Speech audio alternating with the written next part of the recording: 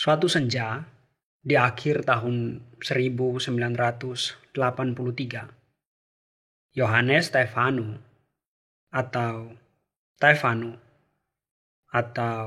Amkoltek terjatuh saat sedang mengiris tangkai bunga pohon lontar untuk mengumpulkan nira di ladangnya di pedalaman Pulau Timor.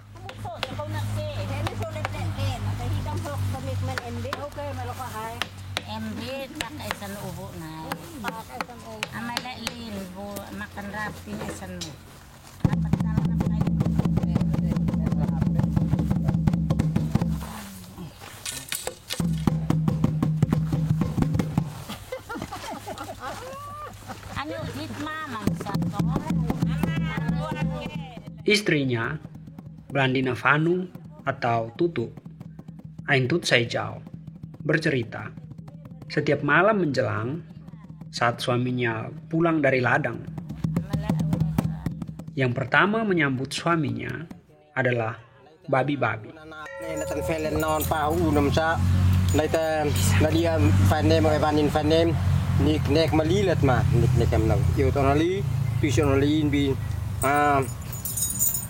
Kidam aing kina estut pe aplasi sepakai non hial alaki hilal lalki naik mendek mesema ansame moka tulasi mi balo son biko balo la balan na ipior sugdale jo sugdale antu sugdale naik mendek mesema ansame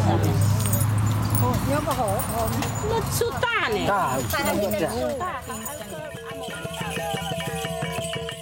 Suaminya selalu membawa sesuatu dari kebun untuk babi-babi. Singkong, jagung, atau sedikit nira manis. Ia memanggil dan babi-babi akan menyambutnya dengan ramai.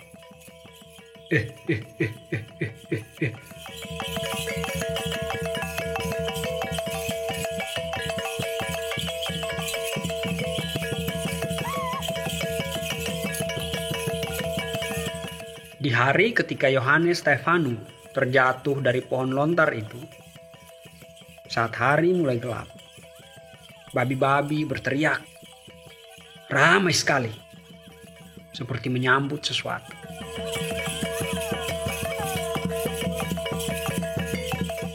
Di dalam rumah, Blandina Tutsaijau, sang istri, mulai menyiapkan makan malam, menyangka suaminya telah kembali. Namun setelah beberapa lama, tidak ada langkah kaki menuju pintu. Tidak ada siapa-siapa yang masuk ke rumah. Blandina Tutsaijau berdiri di pintu dan menengok ke kandang babi. Gelap gulita. Hanya suara babi. Suaminya belum kembali.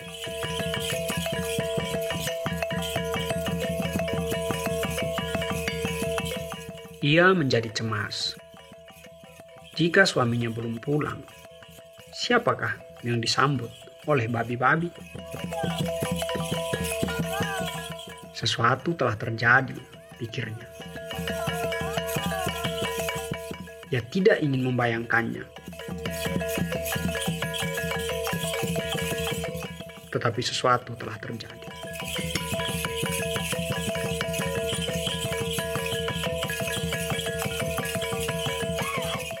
Dengan diam-diam, ia mengambil lampu minyak dan berjalan ke ladang. Cukup jauh. Ia terburu-buru, tidak beralas kaki, terantuk-antuk sepanjang jalan, dan mulai menangis. Ia memeriksa setiap pokok lontar yang disadap suaminya. Ia memanggil-manggil, Taek, Taek, Taek, Hoisme, Taek. Di manakah engkau? Dingin dan gelap menyamarkan suaranya. Hanya serangga dan desau daun lontar yang menjawabnya. Blandina Tutsaijau memeriksa pokok-pokok lontar, satu demi satu. Dan saat bertemu, suaminya telah terbaring di bawah sebuah pohon lontar tua. Masih bernapas, meski belulangnya telah hancur dan tubuhnya tidak bisa lagi digerakkan. Saya tidak mungkin selamat. Netampao lianin, jaga anak-anak. Suara suaminya samar-samar. Blandina Tutsejau masih sempat memeluk suaminya. Saat suaminya kehilangan napas, perempuan itu bangun dan berteriak ke perkampungan. Di barat, di timur. Suami saya jatuh dari lontar dan ia tidak selamat. Yohanes Stefanu, petani dan pengiris tuak, penadah nira dan pemasak sopi itu, bertahan hidup beberapa saat di bawah pohon lontar hanya untuk bertatap muka dengan istrinya.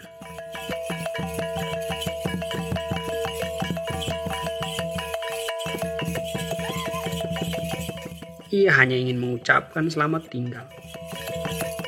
Meski setengah nyawanya telah menjadi angin. Telah pergi mencari istrinya. Telah bertemu dengan babi-babi.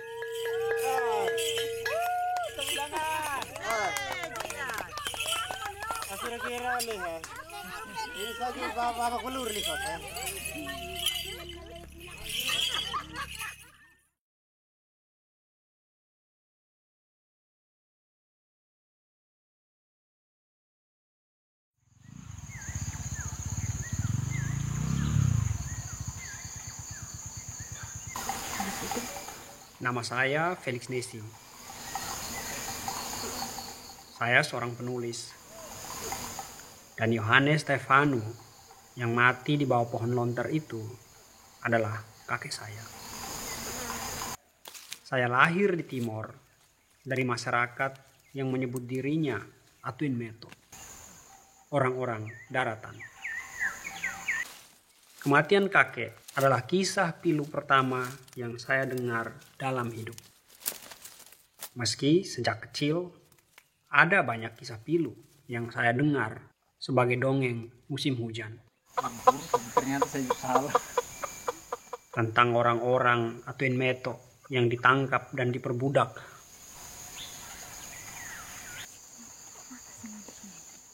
Tentang tentara Jepang yang memaksa orang-orang bekerja tanpa makan. Ini taruh di sini. Taruh sini nanti datang bertukar-tukar. Tadi belum pasang nanti. Tentang ibu yang menyaksikan pembunuhan komunis di depan gereja. Leher mereka digorok sesudah misa yang kudus. Ini kan ini tuh. Lilin. Oh, Lilin. Ada kamu Lilin? Atau tentang kelaparan hebat di Timor sesudah Indonesia menginvasi Timor bagian timur. Kelaparan yang membuat ayah dan separuh orang dari generasinya makan biji asam sebagai makanan pokok. Dan cerita-cerita pilu yang lain. Termasuk kematian kakek di bawah pohon lontar. Ambil tahan itu tutupan kah? Ambil tahan tutupan so. Meski hanya beberapa kali diceritakan oleh nenek, Tahu sah. kisah kematian kakek terasa dekat sekali. Biar tahu sah. Terus saya ingat. Dan deretan pohon lontar di sepanjang Pulau Timor seolah selalu mengulang kembali kisah itu.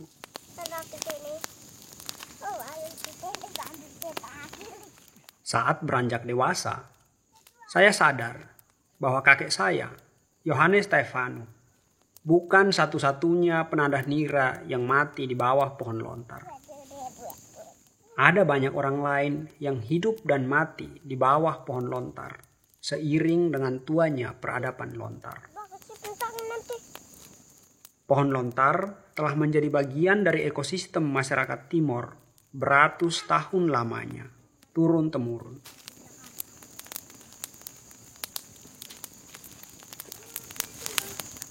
Buahnya dimakan, daunnya jadi perabot, bunganya disadap untuk nira.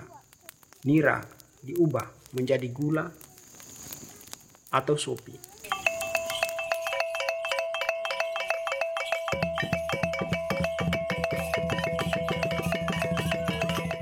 Sopi adalah minuman hasil distilasi nira lontar sesudah difermentasi dengan ragi tradisional dan rempah-rempah timur. Walaupun produksi dan konsumsi sopi kerap dipertentangkan dengan undang-undang negara tentang minuman beralkohol ataupun norma agama, bagi Atuin Meto, sopi pertama-tama bukan minuman untuk rekreasi. Sopi menjadi bagian dari kehidupan maupun kematian. Saat kau lahir, seseorang menuang sopi ke tanah, memberitahu leluhur bahwa anggota keluarga telah bertambah.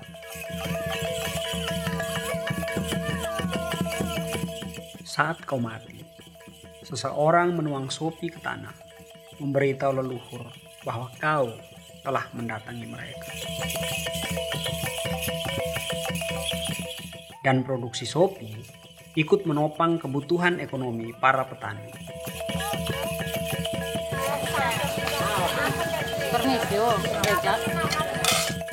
Petani harus menunggu beberapa bulan untuk memanen jagung. Tetapi sambil menunggu, mereka bisa memanen nira setiap hari.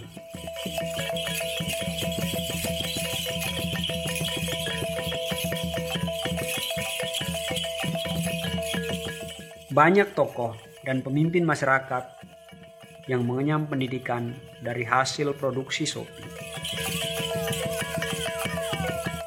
Mengecap nikmatnya pendidikan saat ayahnya bergelantungan di pohon-pohon lontar.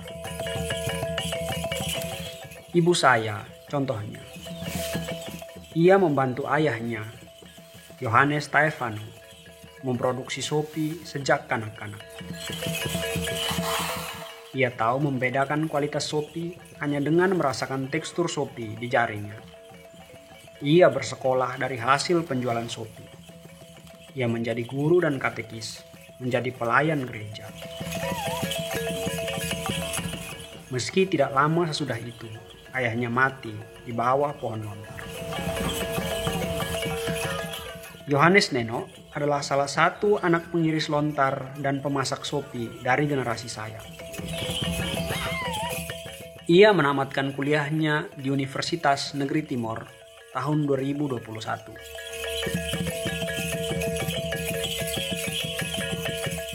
Merasa sangat berhutang kepada ayahnya yang bertahun-tahun bergelantungan di pohon lontar untuk membiayai sekolahnya sejak SD.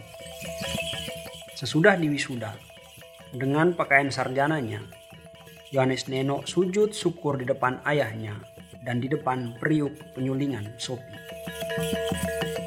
Ia secara terbuka menunjukkan dan mengakui bahwa sopi adalah hasil bumi yang mengakrabkan anak-anak petani kepada akses pendidikan. Sesuatu yang semakin tahun semakin mahal dan jauh dari orang kecil. Indoy naman na. Kasen buksin. Nonton tincer kenet, aku cak nampak cak. Kasen bukay meloy kim na. Awal man dasay kawihan bokok. Ay tanggung jawab pernah mitay.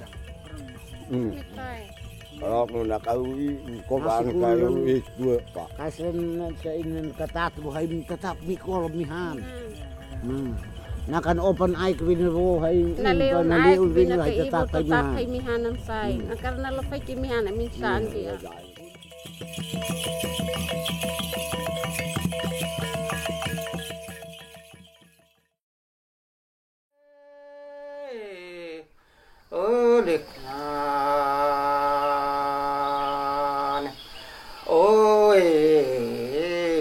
Salen yo tua tapi anak olah ijan bait nan lek lek ko bai oi di kai kinan le ko hit tua no hit le la bai oi oh de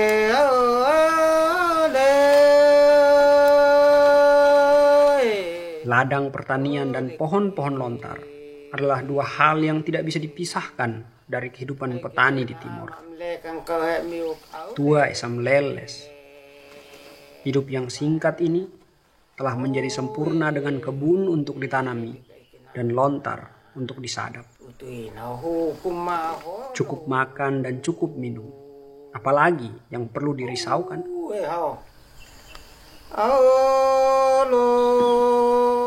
Pagi-pagi benar, para petani pergi ke kebun, mengosongkan nira lontar dari wadah-wadah yang bergelantungan.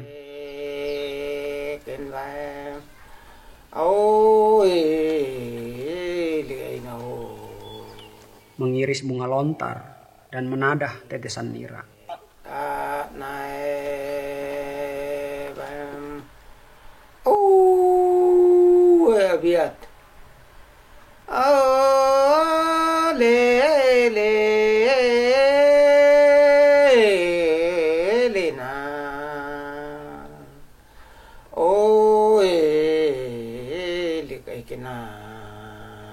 Man sang say lên vai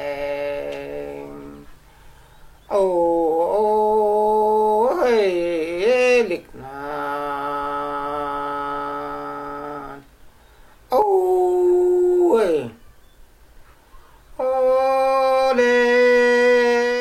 Sore hari, mereka naik lagi ke pohon lontar untuk memeriksa tadahan. Mengiris lagi bunga lontar agar aliran nira tetap lancar.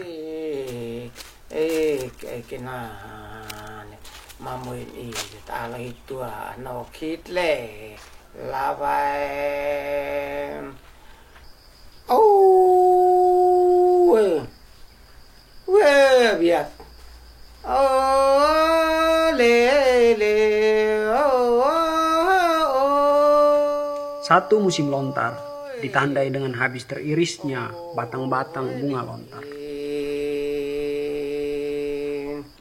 Nak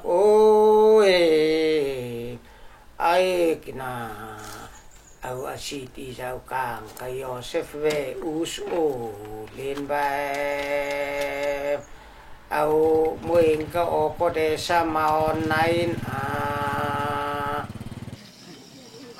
lagu ini biasa kami orang petani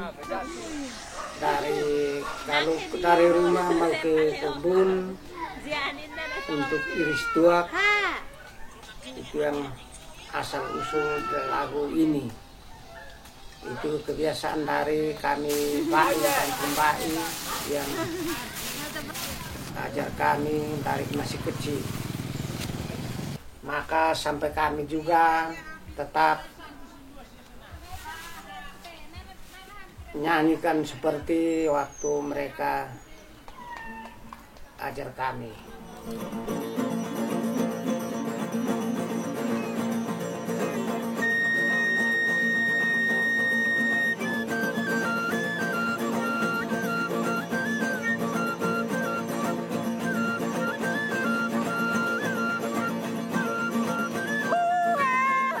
Saat pemerintah mengumumkan adanya pasien pertama coronavirus 19 di Indonesia pada awal tahun 2020, kepanikan mulai meluas.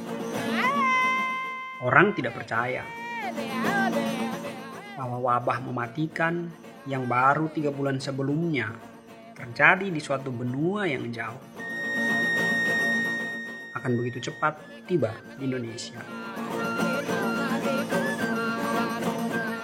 Dan kata kepanikan di sebuah negeri yang belum lama dilanda perang seperti di Timor membawa imaji yang kuat. Imaji yang datang dari pengalaman melihat perang, melihat kekacauan.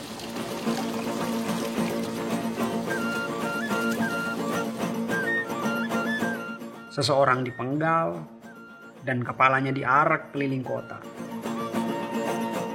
Beberapa rumah dihancurkan. 3 orang kulit putih dibakar hidup-hidup di lapangan kota. Bau hangus mayat tercium hingga beberapa minggu. Orang-orang berlarian masuk ke rumah dan mengunci pintu. Pengumuman tentang virus COVID-19 memberikan perasaan yang sama. Takut dan was-was, merasa akan mati besok. Toko-toko dan warung-warung tutup. Cairan sanitasi mendadak dijual 300% lebih mahal dari harga normal. Dan tetap habis. Diborong mereka yang punya uang dan ingin menunda kematian. Saat itulah, dengan putus asa, kami teringat kepada Sopi Timor. Alkohol yang diwariskan oleh leluhur.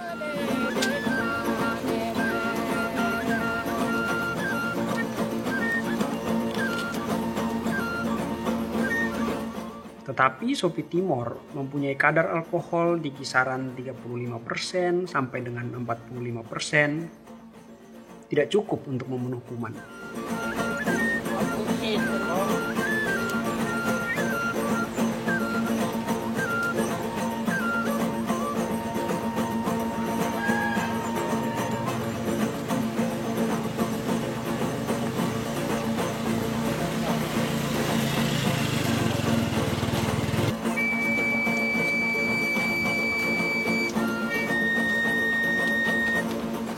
Kami mencari cara meningkatkan presentasi alkohol menjadi 70 sampai 90%. Kami berkonsultasi dengan petugas kesehatan tentang cara membuat cairan sanitasi. Dan kami berhasil.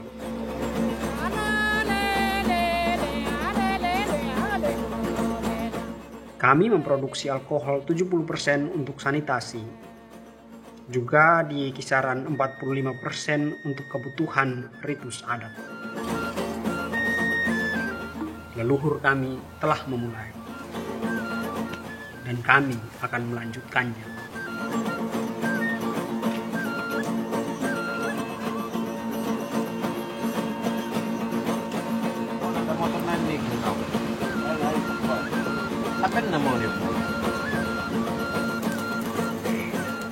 Pada masyarakat Atuin Meto, kekatolikan dan kepercayaan tradisional berjalan beriringan.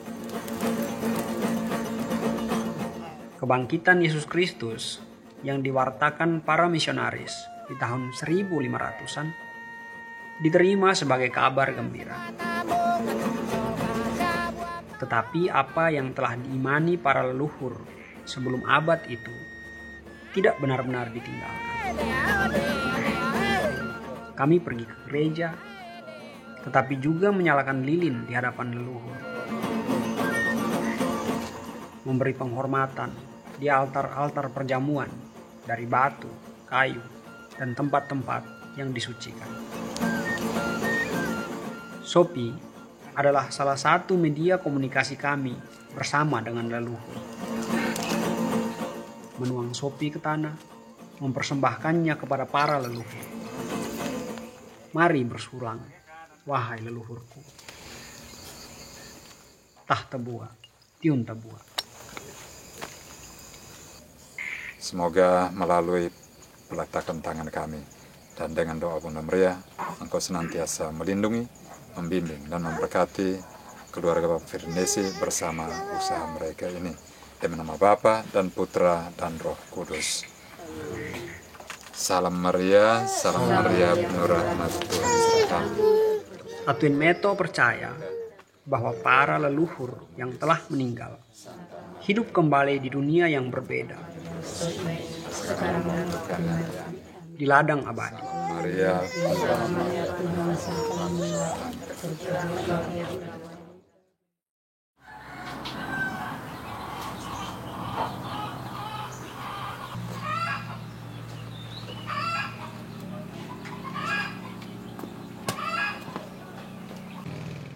Makanan dalam bahasa Uameto disebut usi maka.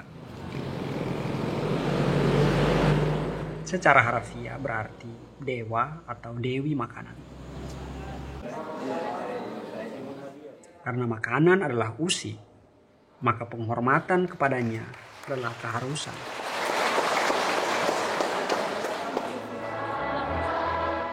Untuk mensyukuri usi Maka, orang Timor tak lupa pula mempersembahkan sopi dan hasil ladang ke altar Tuhan.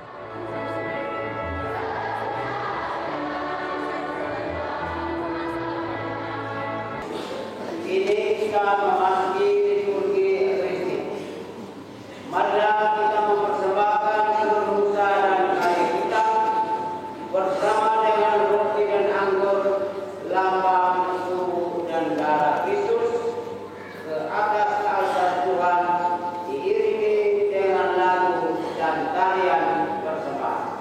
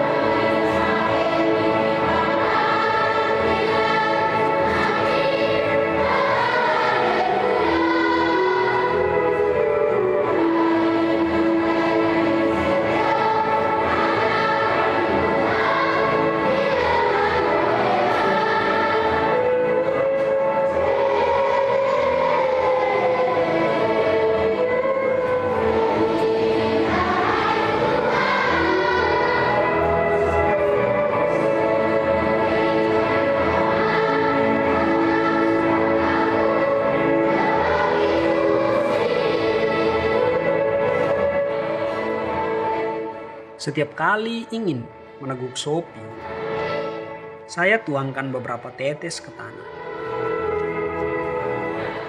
Tahta buah, tiun tebuah, bersulang bersama leluhur.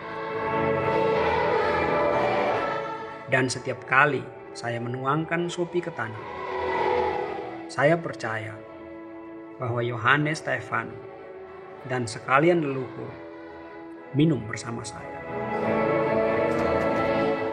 Memeluk saya, merayakan kehidupan, dan merestui kerja-kerja saya.